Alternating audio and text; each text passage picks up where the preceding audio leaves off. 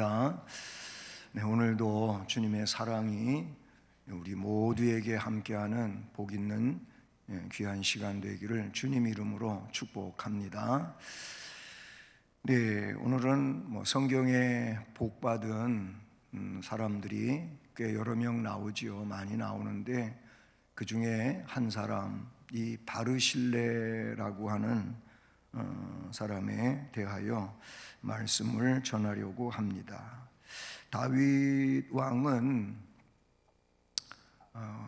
왕으로 이렇게 훌륭하게 그가 치적을 위하여 살고 있었는데, 그런데 어려움도 많이 있었습니다.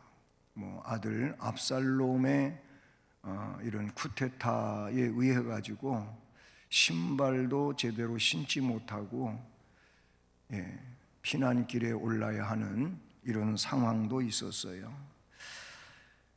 바로 그 압살롬의 반역으로 마하나임이라고 하는 데서 망명 생활을 하는 내용이 바로 이 사무엘하 15장에서부터 19장 오늘 말씀까지의 내용이지요.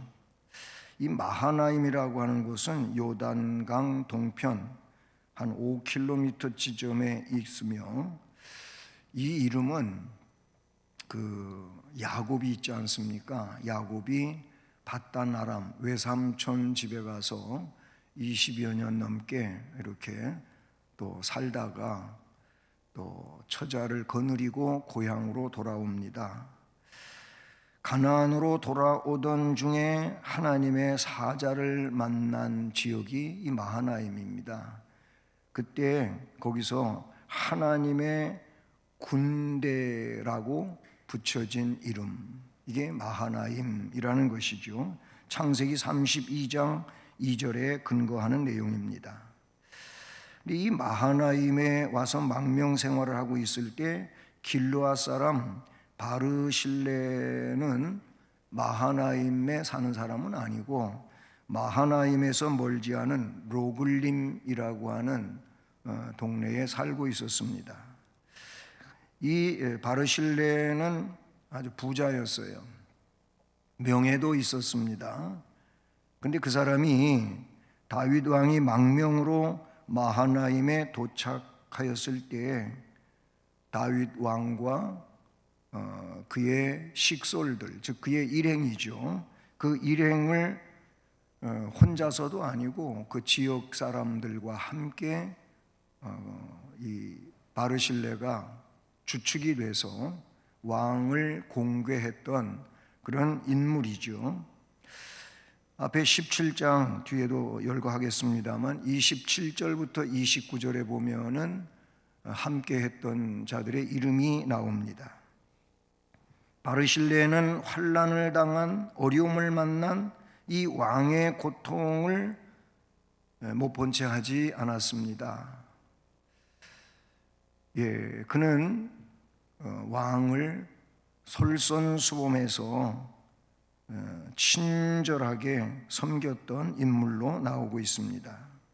바르실레는 예루살렘으로 이제 모든 일이 끝나고 환궁하게 되는, 압살롬이 결국은 죽게 되잖아요. 반란이 진압이 된 겁니다. 그래서 다시 이제 왕궁으로 돌아가게 될 때 그 환궁하는 다윗을 다시 찾아와서 기쁜 마음으로 그 왕이 환궁할 수 있도록 그렇게 또 섬겨줬던 인물로 본문에 나오고 있다는 사실이죠.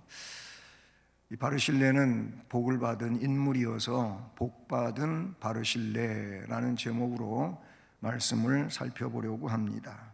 우선 그 바르실레의 인격은 어떤 인격이었을까? 참 이 사람의 인격이라고 하는 게 굉장히 중요하잖아요. 인격하면은 우리가 요약을 할 때 지정의 이 3요소를 밸런스를 잘 갖추어서 그렇게 마음속에 간직하고 살아가는 사람이 인격자라는 것이죠. 지적인 면이든 감정적인 면이든 의지적인 면에 있어서 이게 서로 조화를 잘 이루어 그렇게 아름다운 모습으로 삶을 일궈가는 이 사람이 인격자라는 겁니다.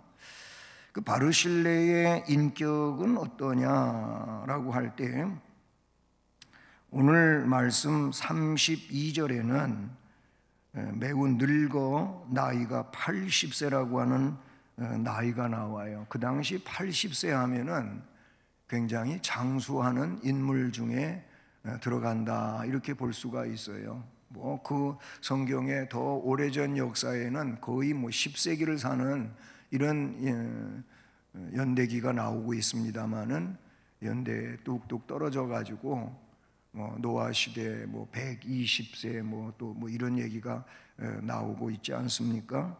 어쨌든 나이가 80세고 그는 큰 부자였다고 그렇게 말하고 있습니다. 그러면서 왕이 마하나임에 머물 때에 그가 왕을 공궤하였더라라고 나오고 있습니다. 이 부분에 있어서 자기 위치를 잘 아는 사람이었다, 그런 인격자였다라는 거예요. 여러분, 성경을 보면 왕이든 그 누구든 간에 어려움에 빠졌을 때 잘 됐다 하면서 오히려 안 좋은 말을 퍼부어대고 그리고 무시해버리고 그런 사람들도 많이 생겨나요. 실제로 다윗 왕이 이번 압살롬의 반역 때문에 망명에 이르게 될 때, 여러분 앞에 16장으로 한번 돌아가 볼까요? 16장 1절로 4절에 어떤 인물이 나오냐면 그 사울 왕의 무비보셋이라고 하는 살아남은 아들 하나가 나와요. 이 어렸을 때, 아주 유아였을 때 유모가 이 아이를 가슴에 안고 살리기 위해서 도망치듯 왕궁을 빠져나오다가 결국 떨어뜨려 가지고 발 한쪽을 제대로 못 쓰는 절뚝발이가 됐잖아요. 그래서 나중에 다윗 왕이 이 아이를 찾아내 가지고 그냥 왕의 자녀들과 함께 상에서 먹고 그렇게 살게 하지요. 바로 그 종이 시바라고 하는 사람인데, 근데 다윗 왕이 지금 피난길에 올란 나루턱을 조금 지나서 무비보셋의 종 시바가 안장을 지운 두 나귀에 떡 200개, 건포도 100송이, 여름과일 100개, 포도주 한 가죽 부대를 싣고 다윗을 찾아왔어요. 이거는 뇌물이었어요. 뇌물이었어요. 그래서 다윗 왕이 종인 시바가 올 게 아니고 지금 무비보셋이 와야 되는데 이 시바가 왔잖아요. 그래서 왜 무비보셋은 함께 오지 못했느냐 라고 했더니 뒤에 나오면 거짓말을 해요. 거짓말을 한단 말이에요. 무비보셋은 전혀 그런 마음이 없는데 혼자 몰래 이런 물건들을 만들어 가가지고 왕한테 거짓말을 한단 말이지요. 그래서 왕은 진실도 모르고 그냥 그에게 복을 줍니다. 그 사울 왕가의 땅 일부분을 그가 가지라고 그렇게 이야기를 해요. 그런 시바가 있어요. 거짓말하는 시므이죠. 시바죠. 그리고 또 그 다음에 5절로 8절까지에 보게 되면은 시므이라고 하는 사람이 나와요. 이 시므이도 역시 사울 왕가 사람 중에 한 사람이에요. 근데 다윗 왕한테 돌 팔매질을 하고 저주를 퍼부어대고 안 좋은 말로 막 그냥 떠들어대는 거예요. 거기 말씀들에 보면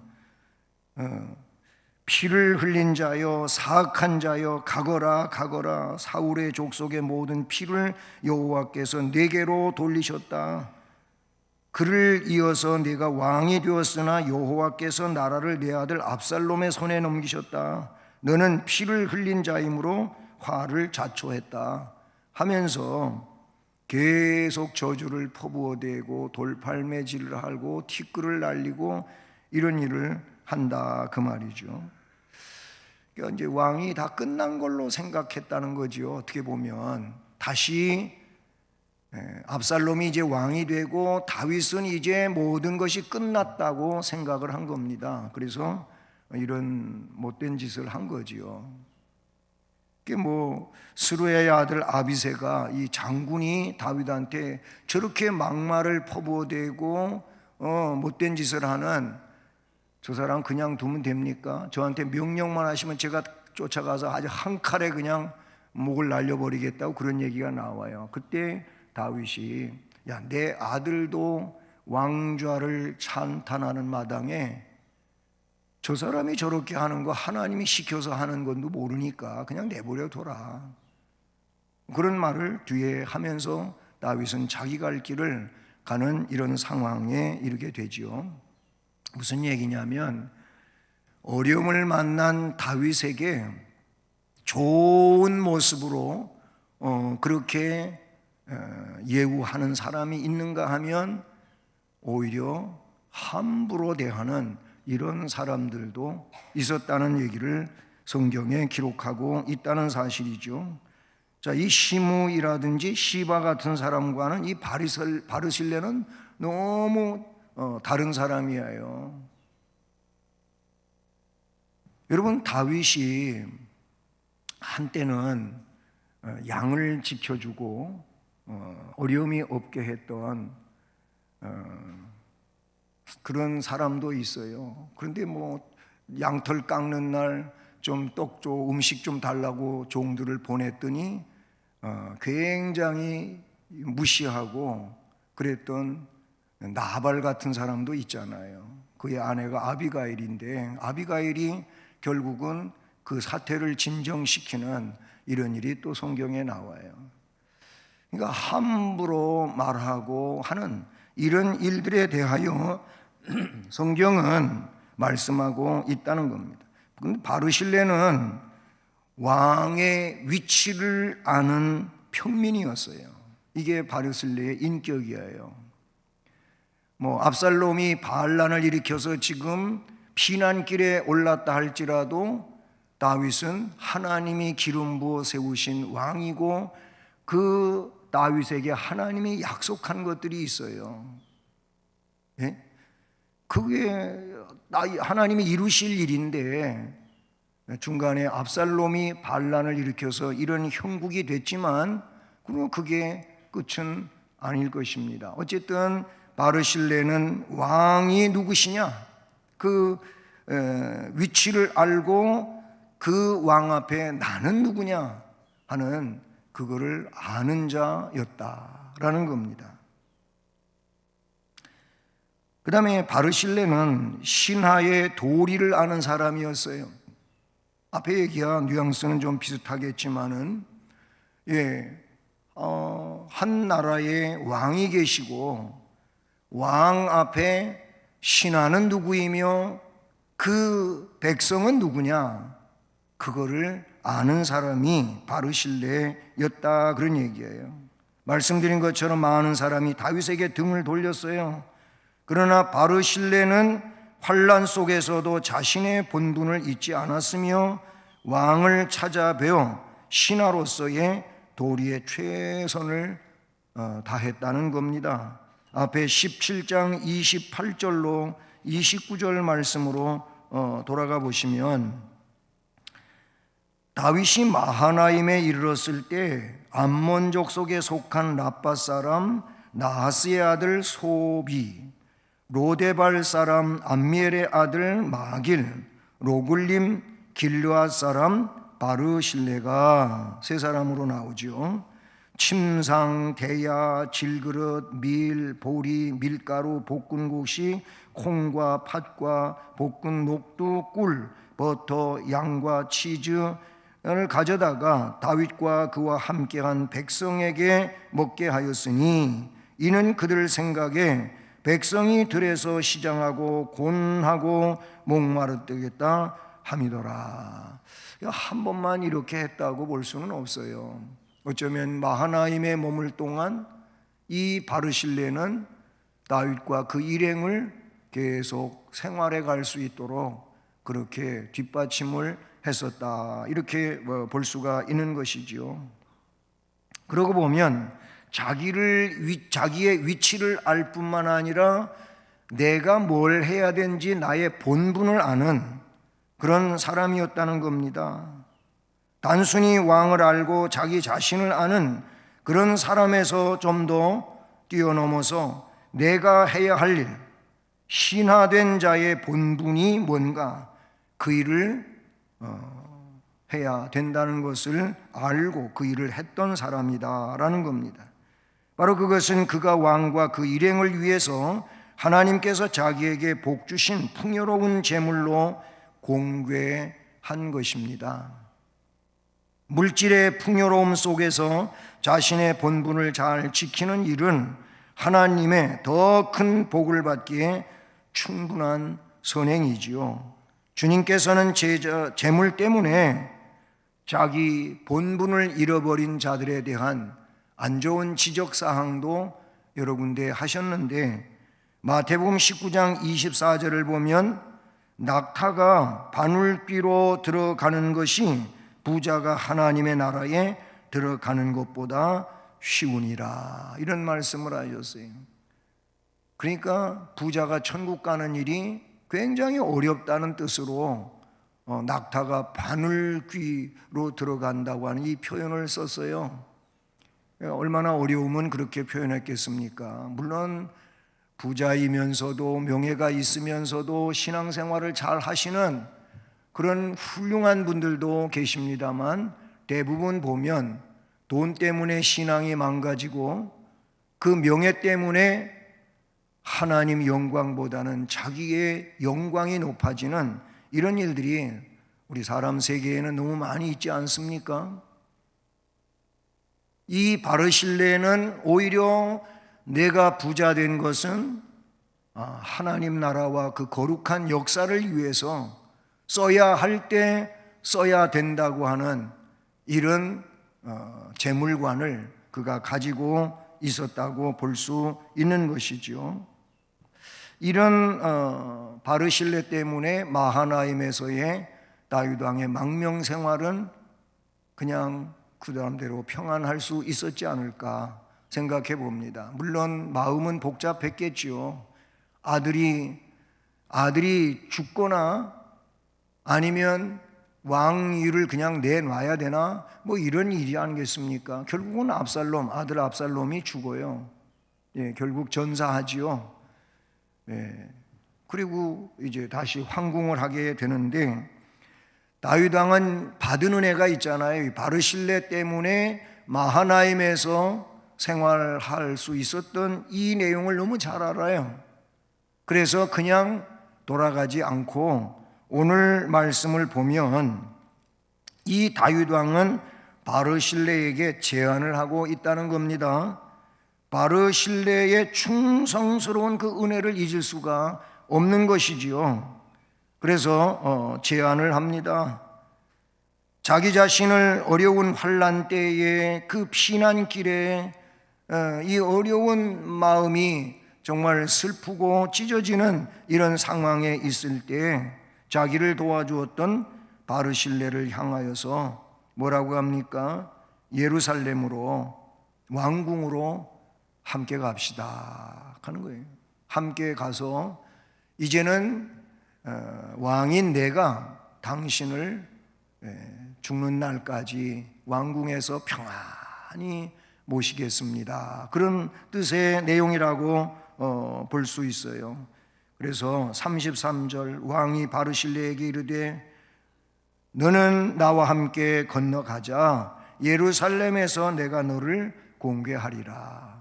이 망명생활 중에 당신 나를 그렇게 지극정성으로 잘 공개했으니 이제는 내가 당신을 데리고 가서 공개하겠다, 그런 얘기예요. 그런데 이 은혜에 대한 보상까지 제안하고 있어요.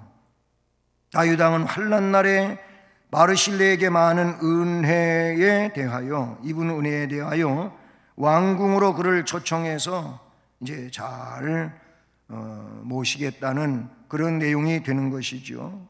우리는 여기서 바르실레와 앞에서 살펴봤던 이 시바의 행위를 비교하여 볼 필요가 있지 않을까요? 시바는 뭐예요?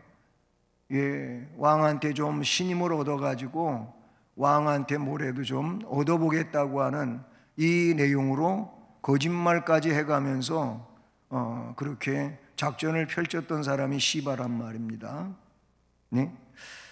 자기 유익을 위하여 왕을 기만했었음을 사무엘하 16장 1절로 4절에 나오고 있습니다.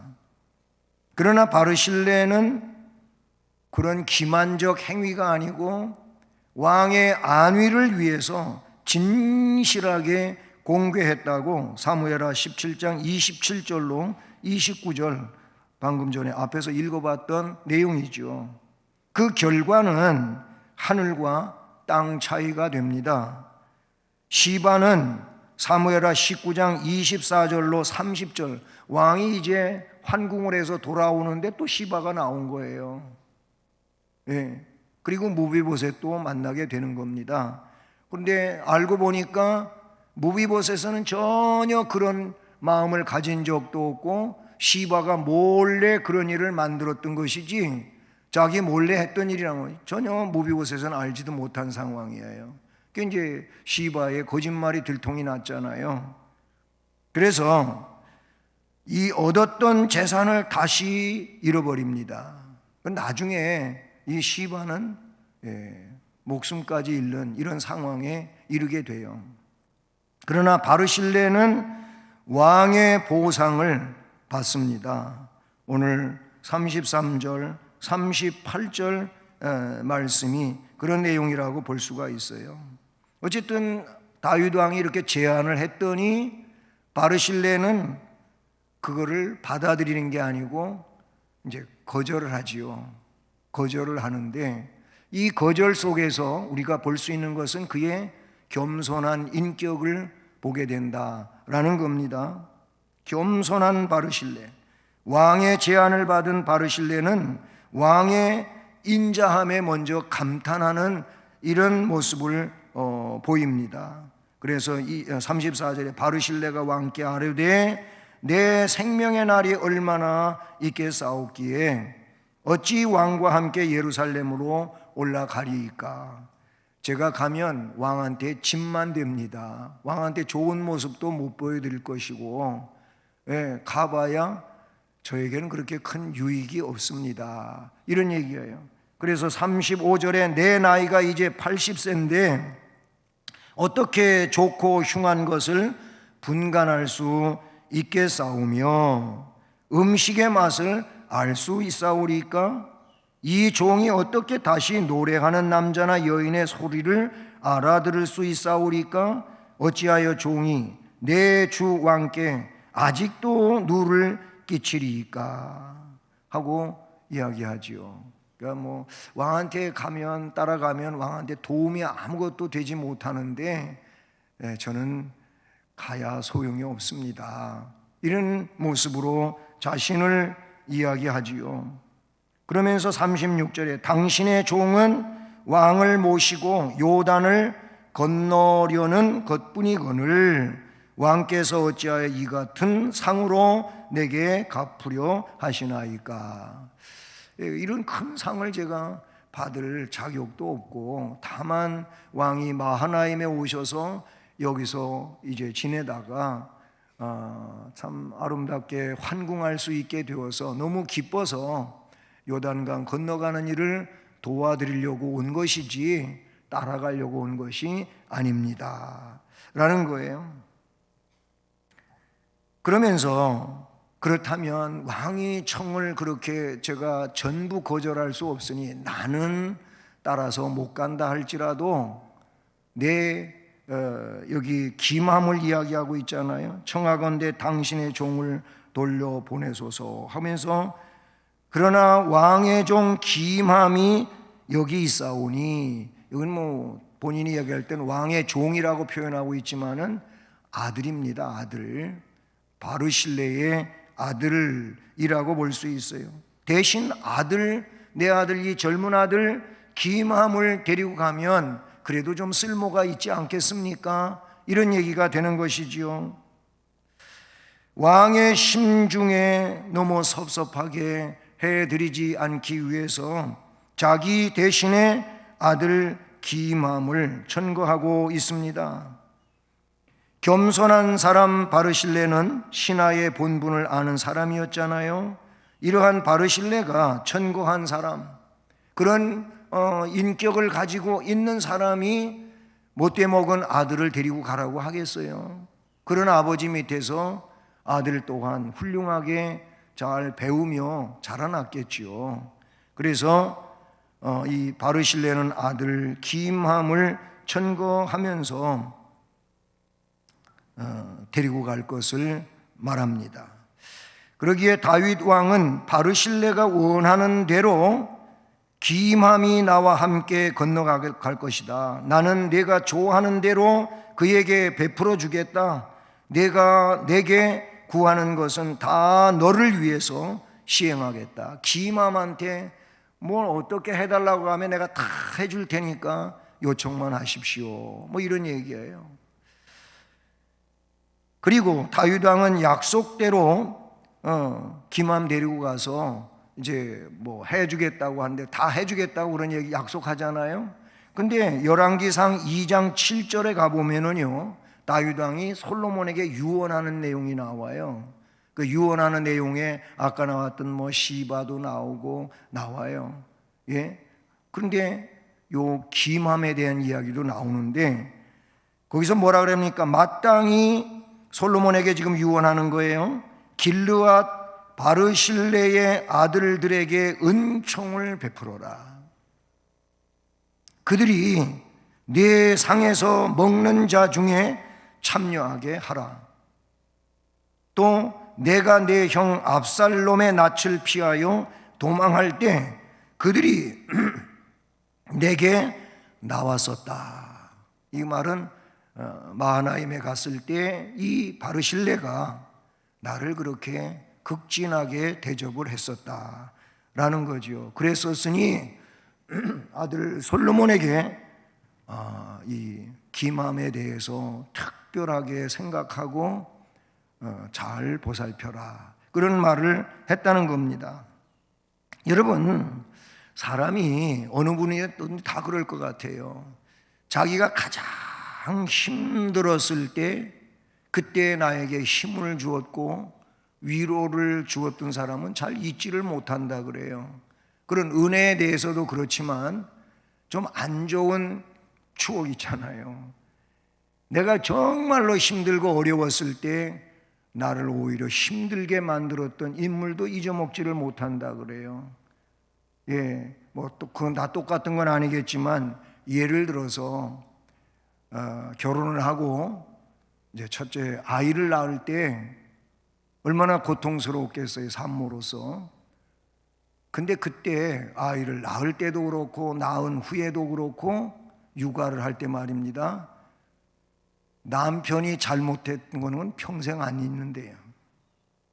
예, 남편이 잘 해주고 한 거는 그 참 고맙고 평생 가는데 그때 좀 안 도와주고 힘들게 했던 거는 여자분들에게는 절대로 잊을 수 없는 일이라고 하는 그런 얘기가 있어요. 예를 들어서 뭐 속꼬리뼈를 사다가 구워주지 않았다는 둥, 이런 거 말입니다.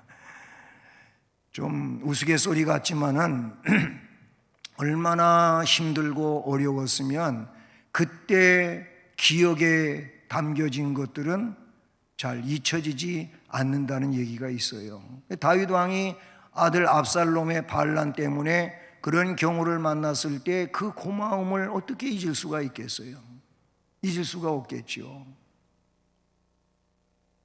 시편 37편 25절 말씀을 보면 이런 말씀이 나와요. 의인이 버림을 당하거나 그의 자손이 걸식함을 보지 못하였도다, 이런 말이 나와요. 의인이 버림당하는 일은 하나님 앞에 절대 있지 않습니다. 또 그의 의인의 자손이 걸식함을 그대로 버려두지 않습니다.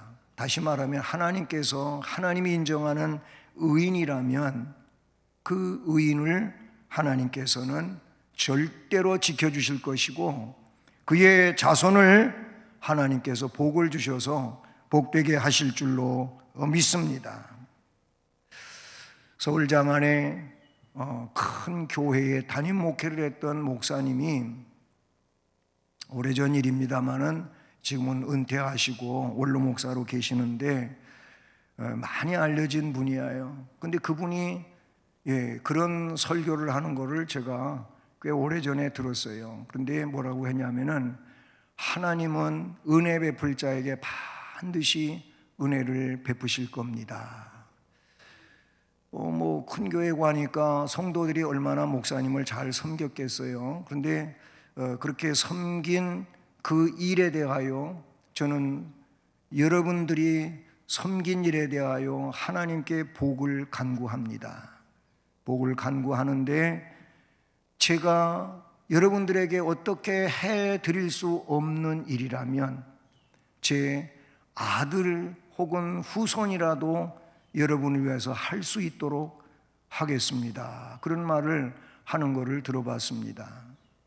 사랑하는 여러분, 여러분의 가정과 가문이 복받으시기를 축복합니다.